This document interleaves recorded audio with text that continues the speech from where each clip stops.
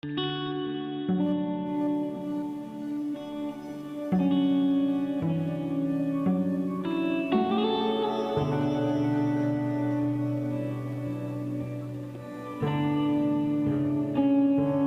welcome back to the channel and for another video. This time we will be doing a front brake upgrade on my 9.3. It's a job I've been waiting to do for a while now, but the weather and other issues have stopped me getting on with the job. So today I'll be running through why I'm changing them and what tools I'm going to be using and what type of brakes I'm going to be putting on here.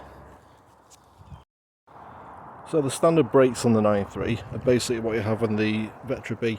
They're just the standard ATE floating caliper, 57mm piston, ventilated disc, 288mm diameter, and on the rears you have twin piston, ATE 35mm piston, solid disc, and they're not bad brakes, they're pretty good, but because this is at a power upgrade, it does struggle to stop as quick as I'd like it to. So I'm upgrading to these 4-pot brakes, which I have had previously fitted on a Vectra B GSI, not GSI, V6 I used to have on the road. So these are using a disc, which is a separate alloy bell and rotor. They fit behind 16-inch wheels, so you can use standard wheels on the car. You don't have to put 17s or 18s on it.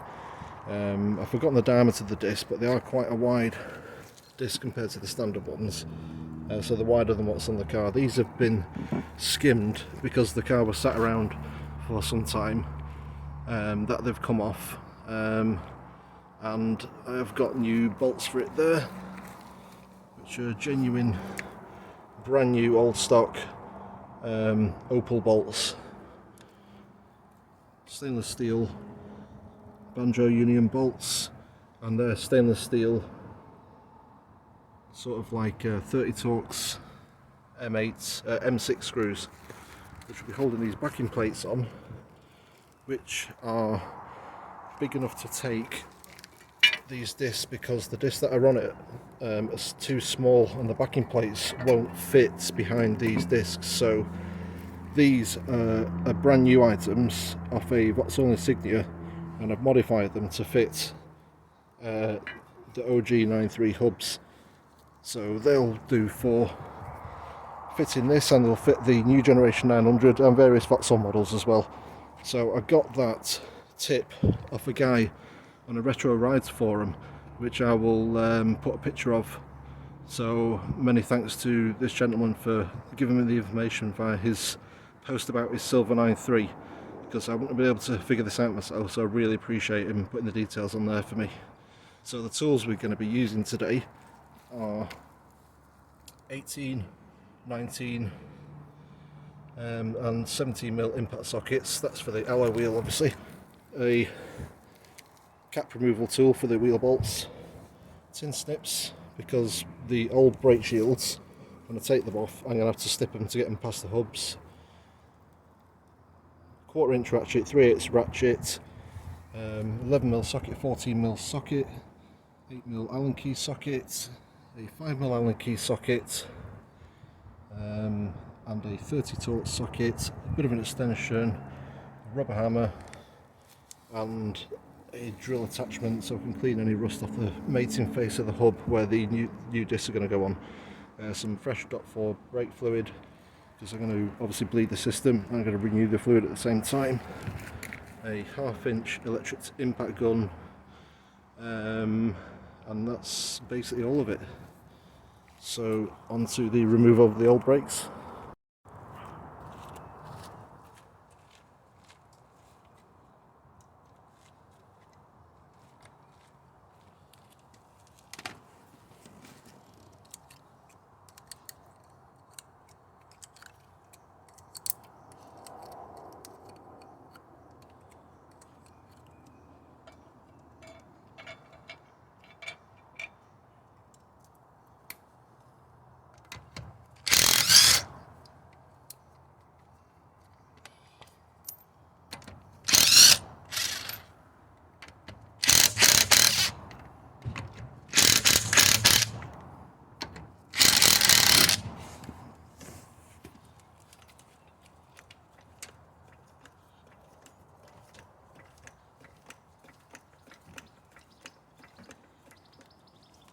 Right, the reason I cracked them off with the gun first and the wheel went loose is because I didn't know if this gun would crack them off, but it has done no problem. Because if it didn't, I'd have to get the breaker bar on, which means I'd have to let it down and jack it up twice, so it saved me a job.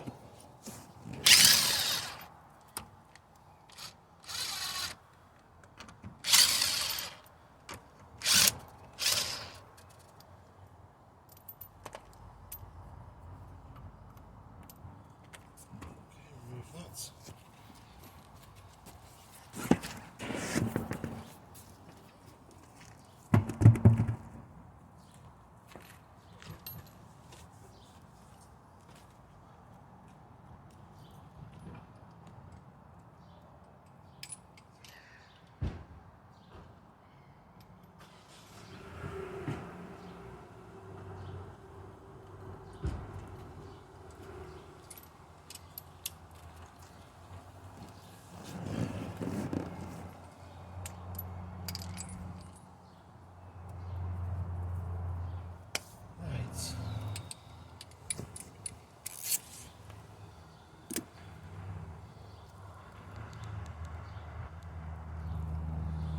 So I'm on with the disc retaining screw, 5mm Allen key socket.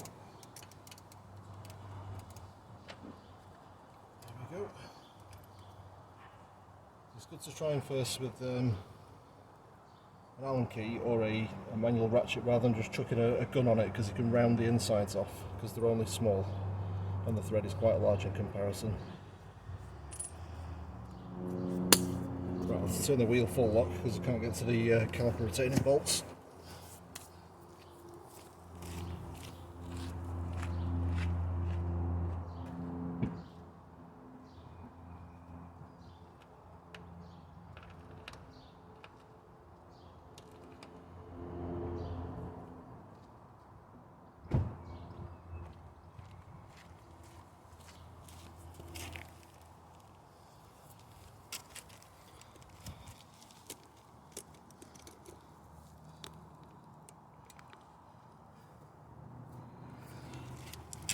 So at the back of the caliper you've got an 18mm bolt, 18mm bolt, and that'll take the carrier off with the caliper. Because I'm not putting these back on or changing the pads or anything, I don't need to loosen the 7mm Allen keys to separate it from the carrier, so I'll just take off as one item. I can just do this straight away with a gun and the socket and extension.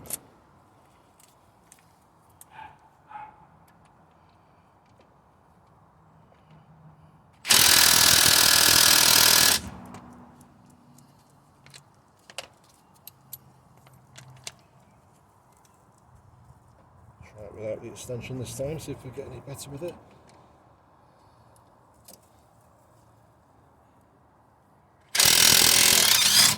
There we go, you get a bit more torque without the extension on it.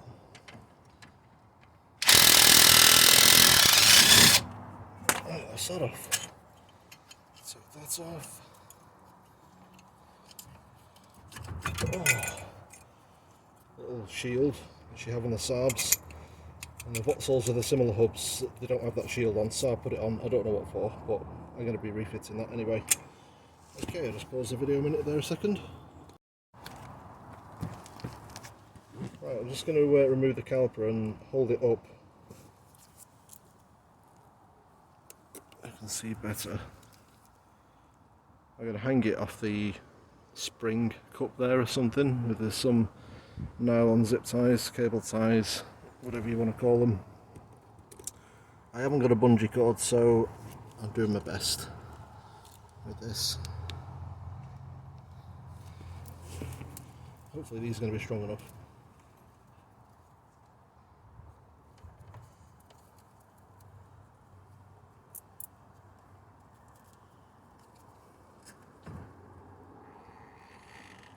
Hold the caliper just to push the piston back a touch to allow it to slide from the disc.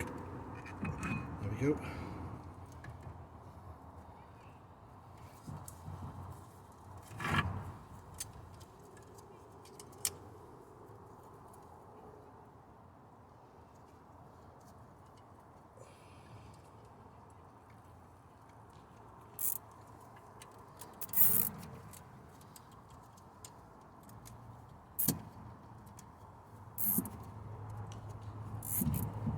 Okay, that's a caliper out of the way. You can see why I got a rubber hammer in a second, because this disc is just stuck onto the hub with a bit of corrosion, surface corrosion.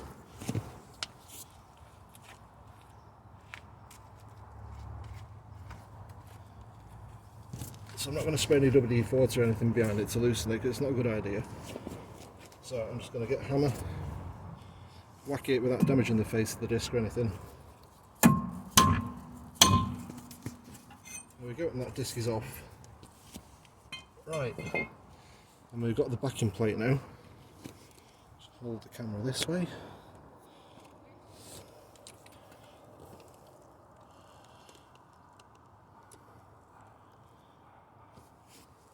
So the backing plate on this isn't big enough to accommodate the new disc I'm putting on. I sell them with 3 30-torque screws, one there, and one around the bottom. So with a bit of luck, this will free off when I get the socket on it. I think I may use a bit of WD-40 on this. Right, I don't know how this is going to turn out, so I'm just going to give it a go. A little bit of WD-40 on the head of it, a bit from behind. With a little bit of luck, some of this will get into the thread. Allow me to crack it off. But I'm making no promises. I'm literally playing it by ear.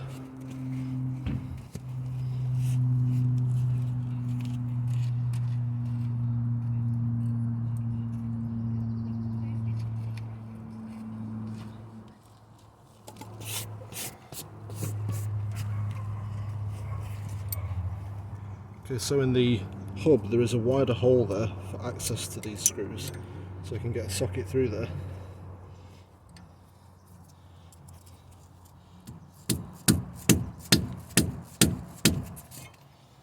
Okay, don't need the extension at the moment. Let's see what happens, eh? Oh, that is not looking good.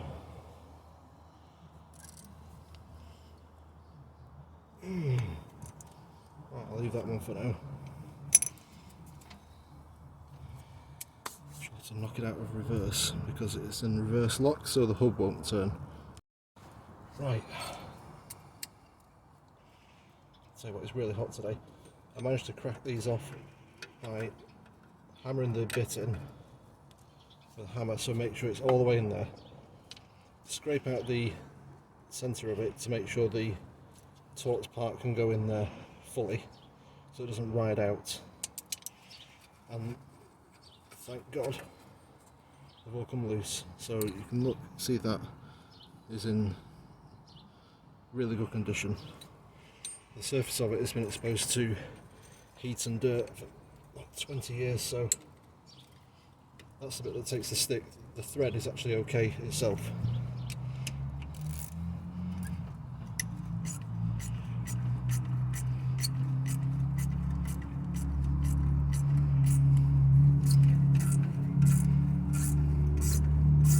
So I'm going to be replacing these with stainless steel items anyway, so they won't succumb to any surface rust or anything like that.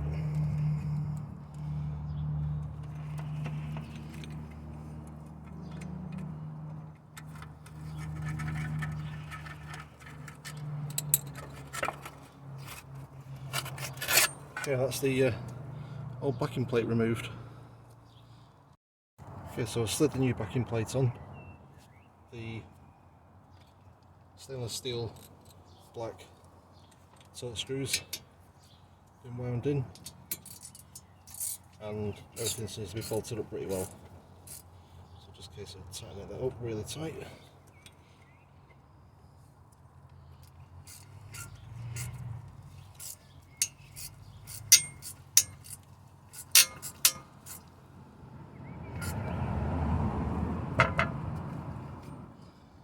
That's what I'm doing here.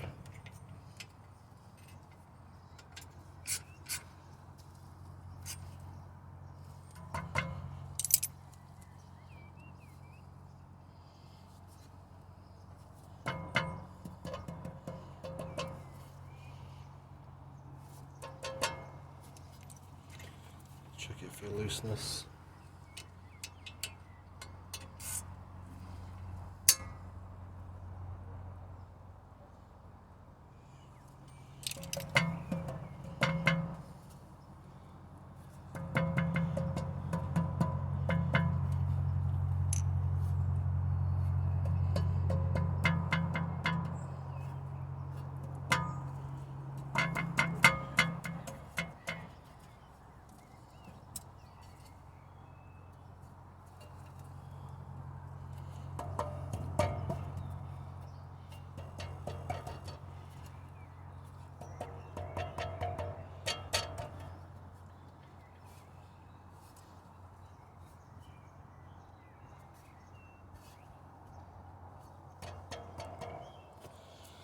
The guy in the forum did mention he'd put self-adhesive double-sided foam tape on the back because he had this issue of it rattling, and that solved that. So I'm going to have to remove it again, put some tape on it, and I'll refit it. Right, I've had to go and put some tape on the back, double-sided tape, 2 layers of, which is what the guy recommends on the Retro Rides forum. He did on his stop his rattling, so I've applied that. I'm hoping that's going to stop it rattling, so I'm just going to put it back on and test it. It's quite a tight fit around the hub flange. It does go.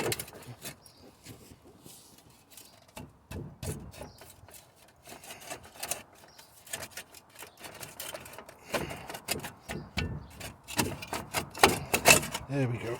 Oh god, that's tight. Doesn't help it's got rust all over it because it's a 21-year-old car.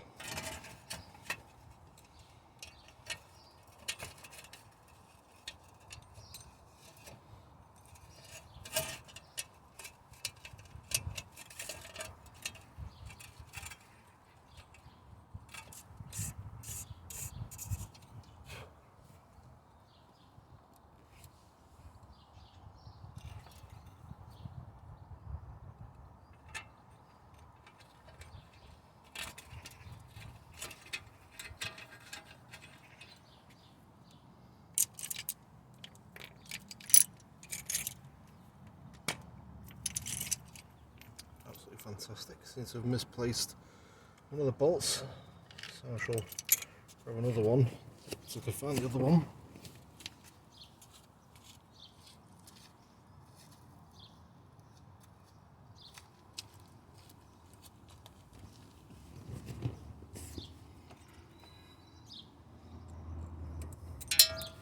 I think that fell down as well. Not going very well at the moment.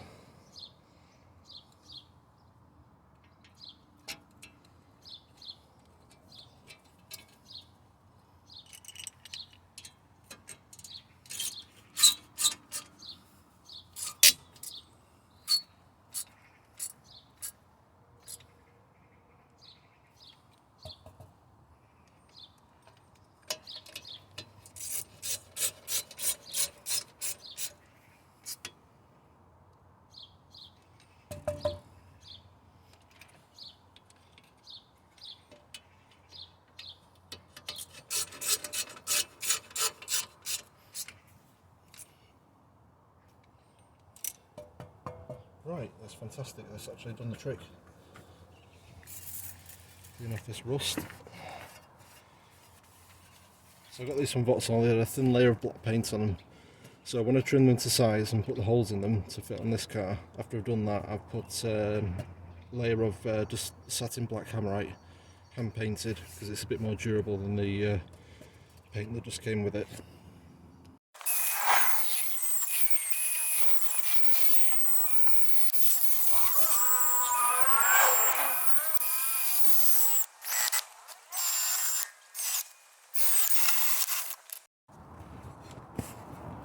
Right, disc is ready to go on.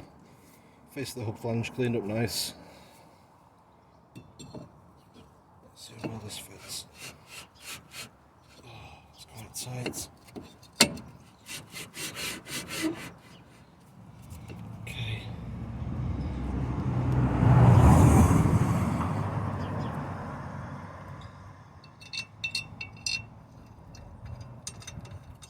Right, there's no retaining bolt for these discs, so I'm just holding it in place with a wheel nut. Right, I'm ready to fit the caliper carriers now. So I've got the bolts on with the relevant washers, put a bit of blue thread lock on there.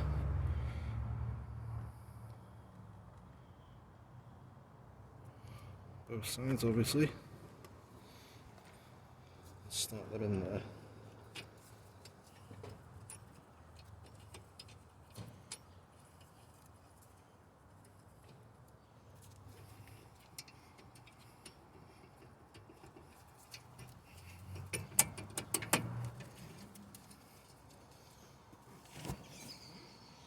I'm just going to gun these up.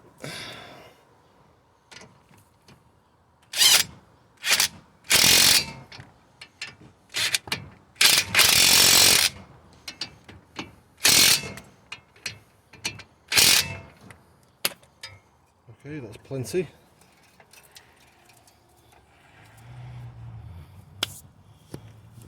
Time for the caliper now.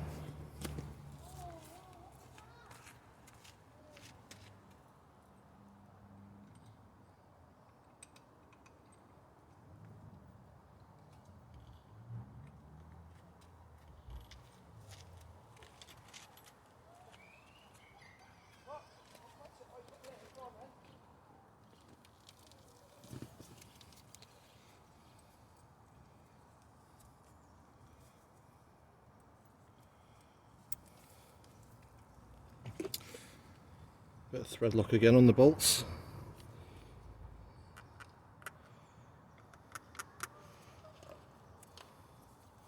Slide the caliper over the disc.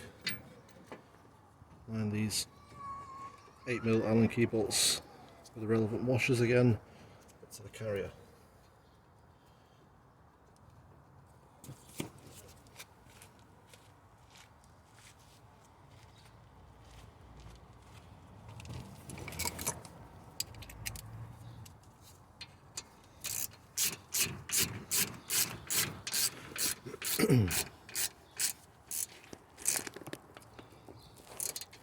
I'm not just going to gun these up because it's an alloy caliper and I don't want to do any damage to either the caliper or the threads of these bolts.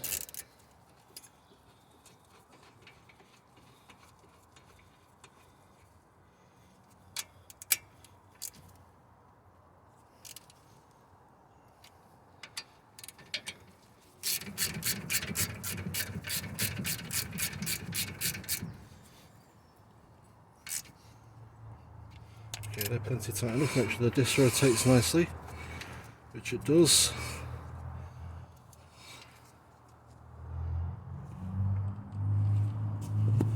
Okay, so that's one side nearly done. Carrier, caliper and disc on and backing plate. No clearance issues. Just have to disconnect the hydraulic line from the back of this. Put it onto this. Because these are braided brake lines, I can't clamp them with any kind of grips or clamps because it'll damage them. So I had to be pretty quick on doing these, putting them on the back of here for minimal mess and fluid loss. Right, going to attempt to undo the original union using a 11mm socket and a 3/8 ratchet.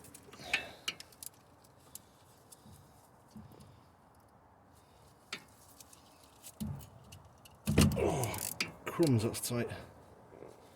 Put a rag there, soak up this excess brake fluid.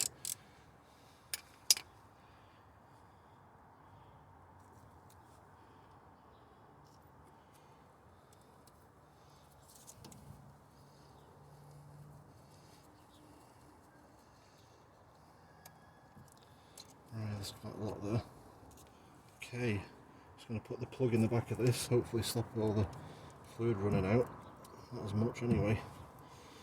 I've got my fingers pinched over the line. Fresh banjo bolts with fresh washers on it in one hand. Put that in there. There we go. Washer on the other side. That's that one. Come on, get on. And I shall just put that on there, like so.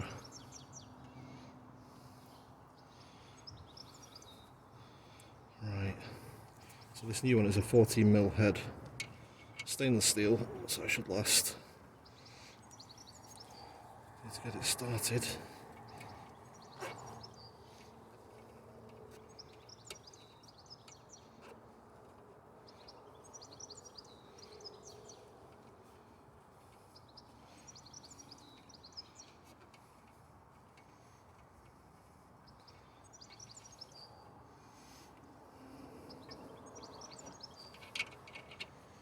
Come on, nearly there. I'll tell you what, I can't convey this on camera, but it is really very hot today, which makes this all the more difficult. I'm kneeling on a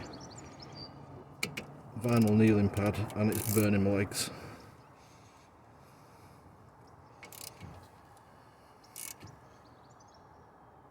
Okay, I've done that just enough so it squashes the copper washers to make a seal. Just like doing a sump plug basically. Right, and I'll leave that there for the moment. Right, it's time to bleed the brakes. So this has two bleed nipples on it. One this side, one this side. Fluid goes in there, goes to these pistons, then it feeds this side via a pipe going down there. So need to bleed it twice effectively, you know, once and then another time. So I've got somebody sat in the car and they're going to follow my instruction and just pump the fluid through. And as the level goes down in the reservoir, in the engine bay, I shall fill it with fresh fluid, .4 brake fluid. Okay, start pumping.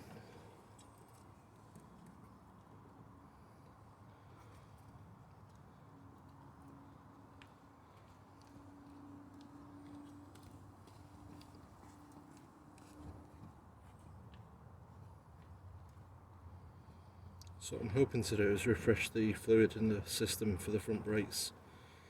So when the reservoir gets quite low, as it's being bled through, I shall fill it with fresh and that will go through the brake lines, through the ABS system and through to the caliper.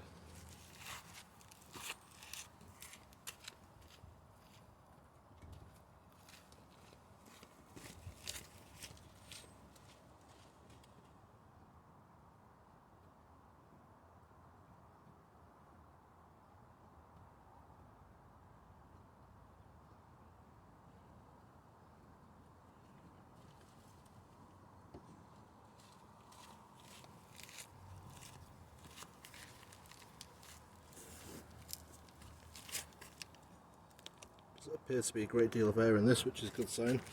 Okay, hold it down. Okay, up again. So, in theory, that should be that side done. And so this side now.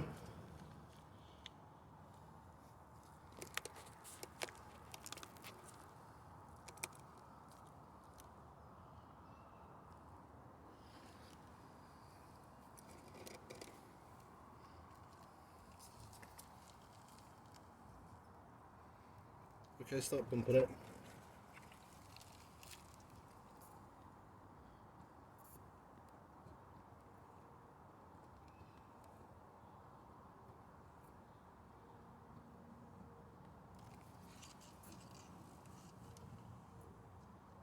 Okay, hold it there.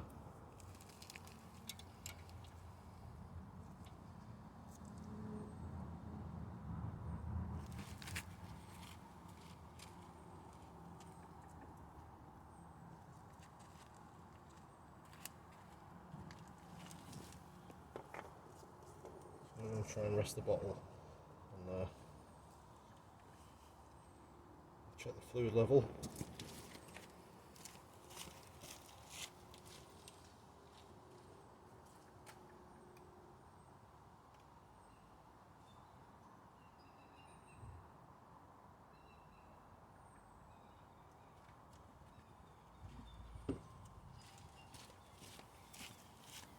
Put the bleed nipple again. Okay, pump it a couple more times.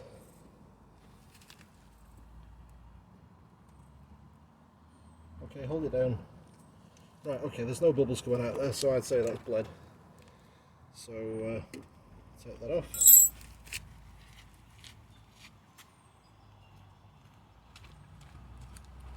Bit of brake clean on there to get rid of any brake fluid residue that's run down.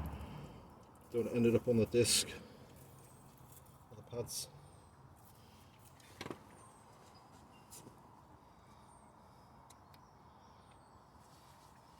Okay, let the pedal up. Pump it a couple of times, it's solid. Right, okay, so the operator says the pedal's solid, so in my mind that's bled up fine on this side. Right, so that's this side done. Obviously I'm going to do the other side, but again, I'm not going to film it because there's no point in watching me do the same job just to the other side. So the job's completed, I shall complete the video. Right, this one side bled up and done. Just to note that these discs are directional, so the direction of the fins that sit inside the ventilated areas and the grooves on the discs, it does matter which way around they go. So obviously this is the left one with those facing forward, even though some people may disagree, but that's how they came labelled when I bought them brand new. And obviously the driver's side is opposite. Just a quick comparison. So here's the old caliper disc and backing plate, and even though they're significantly smaller than the new items, they're a lot heavier. I did a weight comparison when I fitted them with the other car, and I think there's about 5 kilograms each side or something like that, because you got an alloy caliper, alloy bell on the disc, whereas everything's like steel or iron on these, so they're significantly heavier, a lot more effective. So these are made by a company called PB Brakes. They are sort of like a budget brand of large calipers. Shop online for them, but I would have liked an AP system, but they're like £2,400 for a set of large brakes. These are about 1100 quid, which is still not cheap, but obviously less than half price of AP. I couldn't find any second-hand items anywhere, so I did buy these brand new back in late 2018.